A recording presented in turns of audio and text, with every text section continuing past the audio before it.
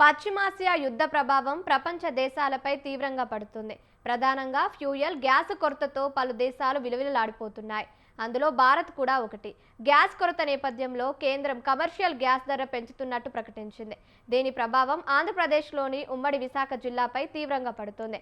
Commercial cylinder ధరలు తారాస్థాయికి చేరడంతో హోటళ్లు, క్యాటరింగ్, టిఫిన్ సెంటర్లు, దాబాల నిర్వాహకులు తీవ్ర ఇబ్బందులు ఎదుర్కొంటున్నారు.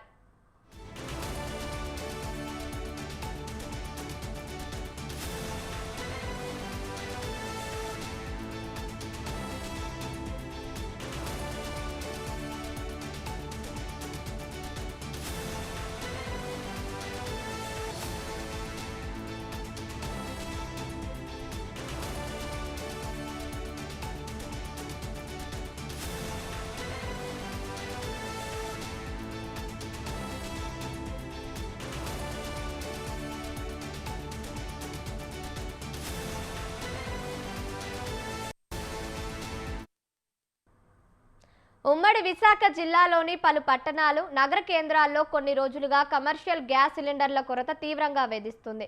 బుక్ చేసిన సకాలంలో గ్యాస్ అందకపోవడంతో వ్యాపారులు నిర్వహించడం కష్టంగా మారింది. గ్యాస్ ఎక్కడ దొరికినా బ్లాక్ మార్కెట్లో పెరిగిన ధరలు చెల్లించి కొనుగోలు చేయలేకపోతున్నారు. ఒక్కో గ్యాస్ బండ ధర వ్యాపారుల పాలిట గుడిబండగా మారింది. తప్పనిసరి పరిస్థితుల్లో ఆ భారాన్ని వినియోగదారులపై మోపుతూ ఆహార పదార్థాల ధరలు పెంచాల్సి రావడంతో సామాన్య ప్రజలు సైతం తీవ్ర ఇక్కట్లు ఎదుర్కొంటున్నారు.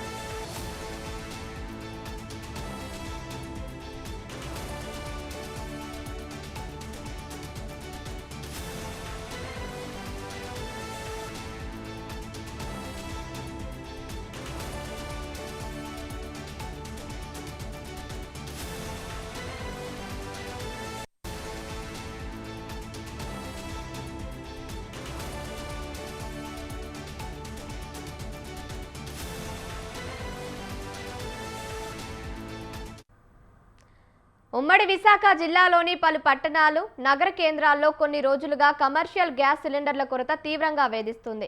బుక్ చేసిన సకాలంలో గ్యాస్ అందకపోవడంతో వ్యాపారాలు నిర్వహించడం కష్టంగా మారింది. గ్యాస్ ఎక్కడ దొరికినా బ్లాక్ మార్కెట్లో పెరిగిన ధరలు చెల్లించి కొనుగోలు చేయలేకపోతున్నారు. ఒక్కో గ్యాస్ బండ ధర వ్యాపారుల పాలిట గుడిబండగా మారింది. తప్పనిసరి పరిస్థితుల్లో ఆ భారాన్ని వినియోగదారులపై మోపుతూ ఆహార పదార్థాల ధరలు పెంచాల్సి రావడంతో సామాన్య ప్రజలు సైతం తీవ్ర ఇక్కట్లు ఎదుర్కొంటున్నారు. రైట్, ఇక ఇదే అంశానికి సంబంధించి మరిన్ని అప్డేట్స్ మా ప్రతినిధి సూర్యప్రకాష్ లైవ్ ద్వారా అందిస్తారు. చెప్పండి సూర్యప్రకాష్. ఏదైతే ఇరాన్, ఇజ్రాయెల్, అమెరికా మధ్య ఏదైతే వార్ కొనసాగుతుందో ఆ నేపథ్యంలో పూర్తి స్థాయిలో ఎక్కడికక్కడైతే తీవ్ర ఇబ్బందులు అయితే ఎదుర్కొంటున్న పరిస్థితి ఉంది. ప్రధానంగా ఇది ఎల్పిజితో పాటు చమురు సంస్థలకు సంబంధించి భారీ స్థాయిలో అయితే ఈ యొక్క ప్రమాదం అయితే ఎక్కువగా ఈ ప్రభావం అయితే కనిపిస్తున్న పరిస్థితి కనిపిస్తుంది. దాంతోపాటు భారతదేశం పైన కూడా దీని ప్రభావం ఉండడం, ఆంధ్రప్రదేశ్ వరకు వస్తే సరే ఎక్కడికైనా సరే ఈ కమర్షియల్ గ్యాసెస్ పైన అయితే అత్యధికంగా అయితే ఈ యొక్క భారం అయితే అత్యధికంగా పడిందని చెప్పుకోవచ్చు. ఈ కమర్షియల్ సంబంధించి ఏదైతే గ్యాస్ సిలిండర్స్ ఉంటాయో వాటిపైన ఫిబ్రవరి నెలలోనే 1900 వరకు కూడా పెంచిన పరిస్థితి ఉంది. మళ్ళా ఇప్పుడు 930 రూపాయల పైసలకి అయితే పెంచడంతో ఒక్కసారిగా 3000 అయితే ఒక సిలిండర్ ధర పెరగడంతో అయితే ఈ వర్తకులు కానీ గ్యాస్ హోటల్స్ సంబంధించి ఎవరైతే ఉన్నారో వాళ్ళైతే చిరు వ్యాపారులు సైతం కూడా తీవ్ర ఇబ్బందులు అయితే ఎదుర్కొంటున్న పరిస్థితి కనిపించడంతో పూర్తి స్థాయిలో అంతా కూడా ఆవేదన వ్యక్తం చేసిన పరిస్థితి ఉంది. అలానే గ్యాస్ కూడా సకాలంలో కూడా రాని పరిస్థితుల్లో సామాన్య అంటే డొమెస్టిక్ సంబంధించిన గ్యాసే కాకుండా కమర్షియల్ తో పాటు డొమెస్టిక్ కూడా ఎవరికి అందిన పరిస్థితి లేకపోవడంతో తీవ్ర ఇబ్బందులు అయితే ఎదుర్కొంటున్న పరిస్థితి ఉంది. దీనికి సంబంధించి ఎవరైతే నిత్యం కూడా హోటల్స్ నడుపుతున్నారో హోటల్స్ నడిపే వాళ్ళంతా కూడా దీనికి సంబంధించి భారీ ఎత్తున అయితే ఆవేదన వ్యక్తం చేస్తున్నారు. దాని ప్రభావం అయితే ప్రజలపైన కూడా భారీగా పడే పరిస్థితి ఉంది. 30-40 రూపాయలకి దొరికే ఇడ్లీ కాస్త ఈ రోజు 75 రూపాయలకైతే చేరిందని చెప్పుకోవచ్చు. అలానే పూరీలతో పాటు అలానే ఏవైతే చిరు వర్తకులు అమ్మే కూడా భారీ స్థాయిలో అధికంగా అయితే ధరలు పెరిగిపోవడంతో అయితే సామాన్య ప్రజలైతే భారీగా అయితే ఇబ్బందులు అయితే ఎదుర్కొంటున్న పరిస్థితి అయితే ఇక్కడ ప్రధానంగా అయితే కనిపిస్తుంది. దీనికి సంబంధించి పలు ఆరోపణలు కూడా ప్రజల నుండి కూడా ఆవేదన వ్యక్తం చేస్తూ కూడా ప్రభుత్వానికి విజ్ఞప్తి అయితే వ్యక్తం చేస్తున్నారు. ఎంత డబ్బులు పెట్టడానికైనా సిద్ధంగా ఉన్నా కూడా గ్యాస్ కూడా భారీగా దొరకని పరిస్థితి ఉంది. అండ్ కమర్షియల్ గ్యాస్ అయితే దాదాపు ఇంజిన్ పెట్టుకున్న అంటే ఏదైతే వాళ్ళు కోరుకున్న ఆర్డర్ పెట్టిన దగ్గర నుండి కూడా రావడానికి అయితే ఎక్కువ రోజులు పడుతుంది. 20 నుండి 25 రోజులు పడుతుంది. అలానే ఈ కమర్షియల్ తో పాటు అలానే కమర్షియల్ ఇంటికి సంబంధించిన గ్యాస్ కూడా అదే విధంగా అయితే ఏర్పడుతున్న పరిస్థితి. నెల రోజుల వరకు కూడా ఈ యొక్క గ్యాస్ అందుబాటులో లేకపోవడంతో తీవ్ర ఇబ్బందులు అయితే ఎదుర్కొంటున్న పరిస్థితి ఉండడంతో ప్రజలంతా కూడా తీవ్ర ఆవేదన వ్యక్తం చేస్తున్నారు. అక్కడ ఎక్కడో యుద్ధం జరుగుతుంది, ఇక్కడ ఈ ప్రభావం కావడంతో అయితే ఇప్పటికైనా ముందస్తుగా అయితే ప్రభుత్వం దీనిపైన పలు చర్యలు తీసుకుంటే ఇటువంటి ప్రమాదం లేకుండా ఉండేది, అందరికి కూడా అందుబాటులో ఉండే విధంగా అయితే ఉంటుందని చెప్పేసి అయితే ప్రతిపక్షాలు అలానే ప్రజా సంఘాలు అయితే వామపక్షాలు సైతం కూడా ఆరోపిస్తున్న పరిస్థితి ఉంది. దీనిపైన ఎప్పటికైనా ప్రభుత్వం అయితే చొరవ చూపి వెంటనే ఈ అధిక భారం ప్రజలపైన ఈ యొక్క వర్తకుల పైన పడకుండా తగు చర్యలు తీసుకోవాలని చెప్పేసి అయితే కోరుకుంటున్న పరిస్థితి కూడా కనిపిస్తుంది. దీనిపైన ఏదైతే ఎలక్షన్స్ కి సంబంధించి ఉన్నాయో ఆ ఎలక్షన్స్ ఎప్పుడు దేశంలో పలు చోట్ల ఎలక్షన్స్ జరుగుతున్నాయి, ఆ ఎలక్షన్స్ అయితే ముగిసిన తర్వాత ధరలు పెరుగుతాయనే ఉద్దేశంతో రాహుల్ గాంధీ ఎప్పటి నుండో కూడా పూర్తిగా ఒక ట్రిప్ చేసిన పరిస్థితి ఉంది. అదే అనుగుణంగా నిన్న ఏదైతే ఈ యొక్క కమర్షియల్ గ్యాస్ సిలిండర్స్ ఉన్నాయో వాటిపైన ఒకసారిగా 930 పైసలుగా అయితే పెరగడంతో భారీగా అయితే అది నిజమనే విధంగా ఉన్నదని చెప్పేసి కాంగ్రెస్ వాదులంతా కూడా దీనిపైన కాంగ్రెస్ కార్యకర్తలు వాళ్ళంతా కూడా ఆరోపిస్తున్న పరిస్థితి ఉంది. అలానే ఆంధ్రప్రదేశ్ సంబంధించి వచ్చేసి కేంద్ర ప్రభుత్వం ఏదైతే చెప్తుందో దానికే వత్తాసు పడుతున్నారు తప్ప కనీసం అందుకు అనుగుణంగా ఇప్పుడు చర్యలు కూడా తీసుకోవట్లేదు. అందుబాటులో అన్ని ఉన్నాయని చెప్తున్నారు కానీ గ్యాస్ కొరత అలానే గ్యాస్ తో పాటు ఎల్పిజి సమస్యలు కూడా తీవ్రంగా అయితే ఆంధ్రప్రదేశ్ లో ఉందని చెప్పేసి ప్రతిపక్షాలతో పాటు వామపక్షాలు కూడా దీనిపైన ఆరోపిస్తున్న పరిస్థితి కనిపిస్తుంది. Thank you Suryaprakash. Thank you for the updates.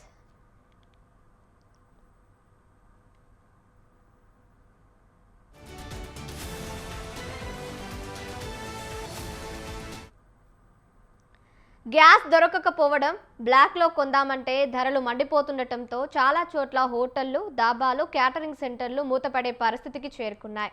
వ్యాపారం లేక పెరిగిన రేట్లతో నిర్వాహకులు తీవ్ర నష్టాల్లో కూరుకుపోతున్నామని వాపోతున్నారు. మరోవైపు హోటళ్లు మూతపడటంతో అందులో పనిచేసుకునే కార్మికులు ఉపాధి కోల్పోయి రోడ్డున పడుతున్నారు. అధికారులు తక్షణమే స్పందించి గ్యాస్ కొరతను తీర్చాలని, సరఫరా సక్రమంగా జరిగేలా చర్యలు తీసుకోవాలని బాధిత నిర్వాహకులు వేడుకుంటున్నారు.